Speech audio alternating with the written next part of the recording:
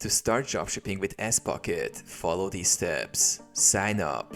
Go to the Spocket website and create a free account.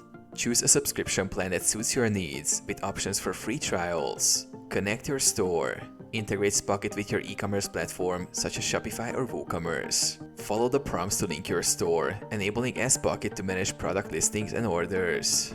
Browse products. Explore a variety of products sourced from suppliers primarily in the US and Europe.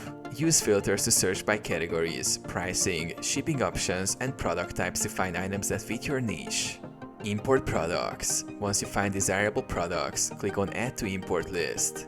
Customize product titles, descriptions, images, and pricing to align with your brand. Push to Store. After finalizing your selection, click Push to Store to list the products on your online store.